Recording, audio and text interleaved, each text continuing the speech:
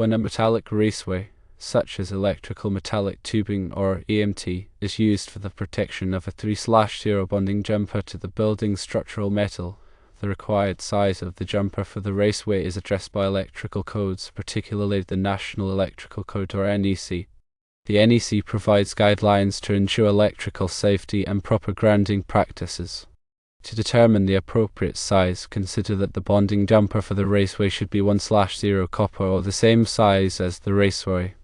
This means if the raceway is equivalent in size to a 1/0 copper conductor, then a 1/0 copper bonding jumper is sufficient.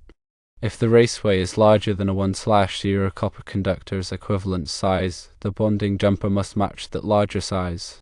It is essential to refer to the NEC tables and sections that specifically address grounding and bonding requirements. These tables provide guidance on selecting the correct conductor size based on the size of the service entrance conductors or the rating of the overcurrent protective device. The primary function of the bonding jumper is to provide a low impedance path for fault current. This path ensures that in the event of a ground fault, the overcurrent protective device, such as a circuit breaker or fuse, will quickly trip, clearing the fault and minimizing the risk of electrical shock or fire. The bonding jumper connects the metallic raceway to the grounding electrode system, which may include grounding electrodes such as ground rods, metal water pipes, or concrete encased electrodes. The size of the bonding jumper is critical for its ability to safely carry fault current. If the jumper is too small, it may not be able to handle the current, leading to overheating and potentially causing a fire or explosion. The NEC specifies the minimum size requirements to prevent these hazards. In practice, when installing a 3/0 bonding jumper protected by EMT, one must consider the ampacity and grounding requirements outlined in NEC sections such as 250.102 and 250.66. These sections provide detailed instructions and tables for selecting the appropriate bonding jumper size based on the size of the service conductors. The bonding jumper must be connected securely to both the raceway and the grounding electrode system.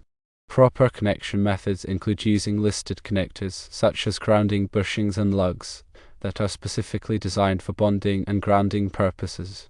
These connectors ensure a reliable and low-resistance connection, which is essential for effective grounding. Additionally, it's important to inspect the raceway and bonding jumper periodically to ensure they are free from corrosion or damage.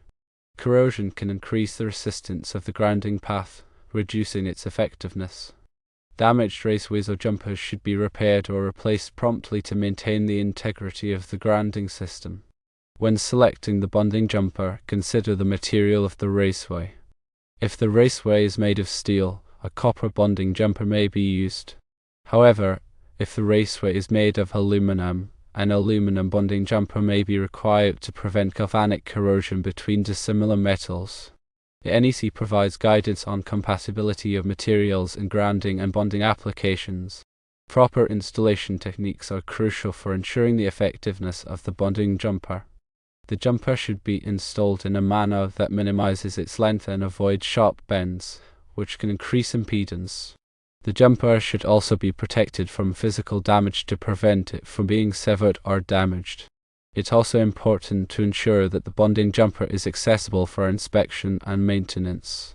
The jumper should not be concealed in a way that makes it difficult to inspect or replace. Regular inspections can help identify potential problems before they become serious hazards. In summary, when using metallic raceway to protect a 3/0 bonding jumper to a building's structural metal, the required size of the jumper for the raceway is 1/0 copper or the same size as the raceway. Refer to the NEC for specific requirements and tables to ensure compliance with electrical codes and proper grounding practices. Proper installation techniques and regular inspections are essential for maintaining the integrity and effectiveness of the grounding system. Furthermore, the NEC addresses the specifics of bonding jumpers in various sections, focusing on ensuring a low impedance path to facilitate the clearing of ground faults. This includes addressing the materials and methods used for connections to ensure durability and reliability over time. The code also stipulates the conditions under which alternative methods of bonding may be used, always emphasizing the need for equivalent safety and performance. Regular updates to the NEC reflect ongoing research and incident analysis, leading to refinements in bonding and grounding practices. Staying current with these changes is essential for electrical professionals to ensure they are applying the latest and most effective techniques. Grounding and bonding are fundamental aspects of electrical safety, and proper implementation is critical for protecting people and property from electrical hazards.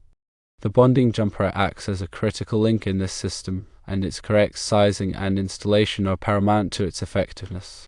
Furthermore, consider the environment in which the raceway and bonding jumper are installed. In corrosive environments, additional precautions may be necessary to protect the components from degradation. This may include using corrosion-resistant materials or applying protective coatings to the raceway and bonding jumper. It's also important to consider the potential for mechanical stress on the raceway and bonding jumper. If the raceway is subject to vibration or movement, it may be necessary to use flexible conduit or other means to protect the bonding jumper from being damaged. The NEC provides guidance on selecting appropriate wiring methods for various environmental conditions. In addition to the NEC, local electrical codes and regulations may also apply. It's important to check with the local authorities to ensure compliance with all applicable codes and regulations.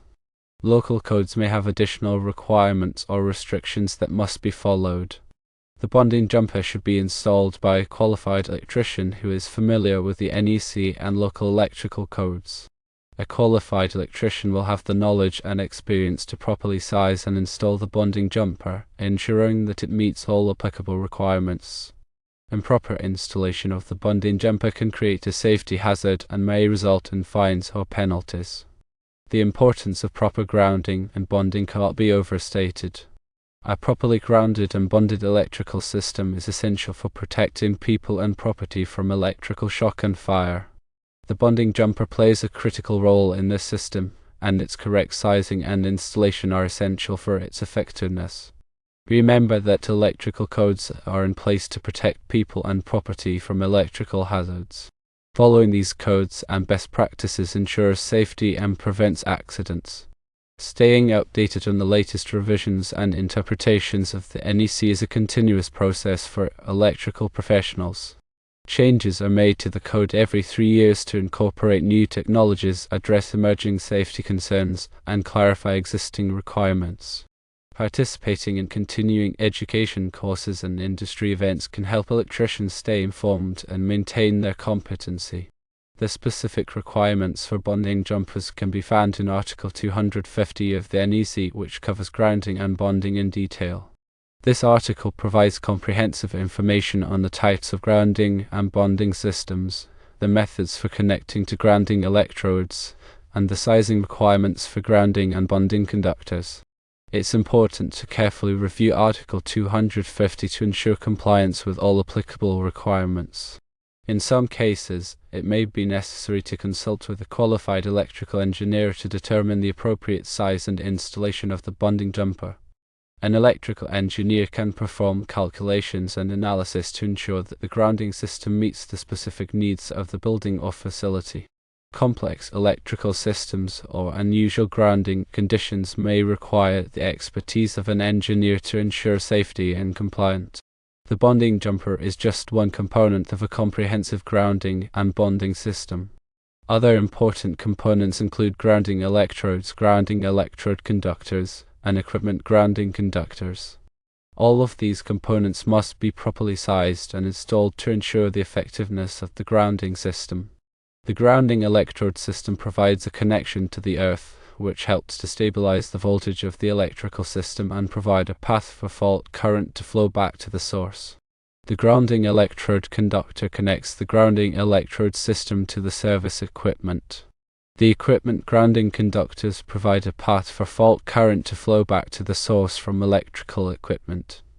All of these components work together to provide a safe and effective grounding system. Regular testing and maintenance of the grounding system are essential for ensuring its continued effectiveness. Ground resistance testing can be performed to verify that the grounding electrode system is providing a low impedance path to ground. Visual inspections can be performed to check for corrosion, damage, or loose connections. Any problems identified during testing or inspection should be corrected promptly. It's important to maintain records of all testing and maintenance activities to demonstrate compliance with applicable codes and regulations. In addition to protecting people and property from electrical shock and fire, proper grounding and bonding can also improve the performance and reliability of electrical equipment. A properly grounded system can reduce electrical noise and interference, which can improve the accuracy of sensitive electronic equipment. It can also help to prevent voltage fluctuations and surges, which can damage electrical equipment. Investing in a well-designed and maintained grounding and bonding system is a worthwhile investment that can provide significant benefits. The selection of materials for the bonding jumper is also an important consideration. Copper is the most common material used for bonding jumpers due to its excellent conductivity and corrosion resistance. However, aluminum bonding jumpers may be used in some applications, particularly when connecting to aluminum raceways. When using aluminum bonding jumpers, it's important to use connectors that are specifically designed for use with aluminum conductors. These connectors are designed to prevent corrosion and ensure a reliable connection. The NEC provides guidance on the compatibility of materials in grounding and bonding applications, and it's important to follow these guidelines to prevent problems. Proper labeling of grounding and bonding conductors is also essential for safety and maintenance. Grounding and bonding conductors should be clearly identified with green insulation or green tape. This helps to prevent accidental disconnection or misuse of these conductors. The NEC requires that all grounding and bonding conductors be clearly labeled, and it's important to comply with these requirements. In industrial or commercial settings, it may be necessary to use shielded or insulated grounding conductors to protect them from physical damage or corrosion. Shielded grounding conductors are typically used in areas where there is a high risk of mechanical damage or exposure to corrosive chemicals. Insulated grounding conductors are used in areas where there is a risk of electrical shock or arc flash. The NEC provides guidance on the use of shielded and insulated grounding conductors. When installing grounding and bonding conductors in underground locations, it's important to protect them from corrosion and physical damage. Underground grounding conductors should be buried at a sufficient depth to protect them from frost heave and other hazards. They should also be protected from corrosion by using corrosion-resistant materials or applying protective coating. The NEC provides guidance on the installation of underground grounding conductors. In some cases, it may be necessary to use supplemental grounding electrodes to improve the effectiveness of the grounding system. Supplemental grounding electrodes are typically used in areas where the soil conductivity is poor or where there is a high risk of lightning strikes.